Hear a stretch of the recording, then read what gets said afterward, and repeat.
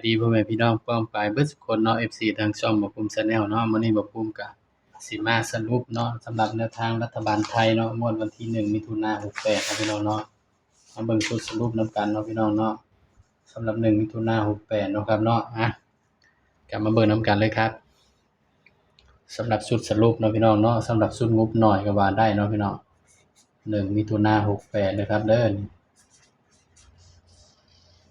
สำหรับสรุปเนาะพี่น้อง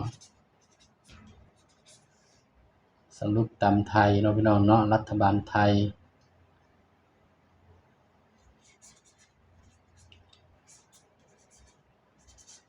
สรุปตามไทยเนาะพี่น้องเนาะงวดวันที่1มิถุนายนนะครับเด้อนี่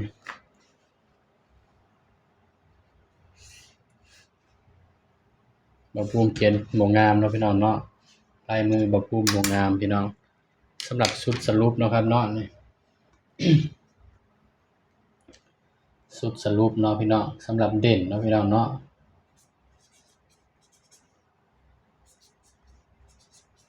เด่นก็คือ4กับ5เนาะครับเนาะนี่สำหรับตัวเด่นนะครับเด้อนี่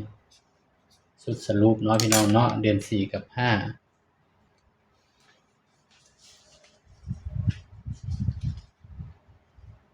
เด่น4กับ5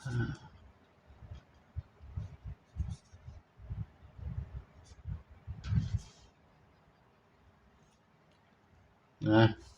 บาดนี้มาจับคู่นำกันพี่น้องบ่ภูมิใช้แค่4หางเนาะพี่น้องเนาะ4คู่4หางก็จับนำกันเลยครับพี่น้อง46 47 56 57กันเบิ้ลเนาะพี่น้องเด้อกันเบิ้ลเนาะนี่ก็ว่าห้วยสัญจรเนาะพี่น้องเนาะห้วยสัญจรที่บึงกาฬเนาะยันมาเบิ้ลเนาะพี่น้องเนาะกันเบิ้ลไว้ที่44กับ55เด้อครับเด้อนี่เนาะสำหรับแนวทางเนาะ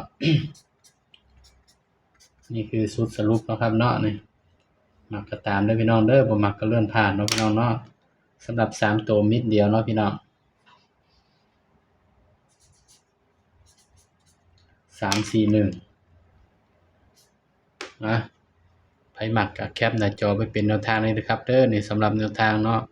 หวยรัฐบาลไทยงวดวันที่1มิถุนายน68เนาะพี่น้องเนาะส่วนชุดเต็มบ่ภูมิก็ปล่อยลงไปเนาะพี่น้องเนาะเดือน4กับ2เนาะสำหรับชุดเต็มเนาะอันนี้คือชุดสรุปเนาะพี่น้องเนาะนี่4กับ5เนาะพี่น้อง4 6 4 7 5 6 5 7ถ้าว่าชื่นชอบแนวทางบ่ภูมิก็ฝากพี่น้องกดไลค์กดแชร์กดติดตามช่องบ่ภูมิ Channel หน่อยเด้อครับเด้อสำหรับคลิปนี้ก็สบายดีครับ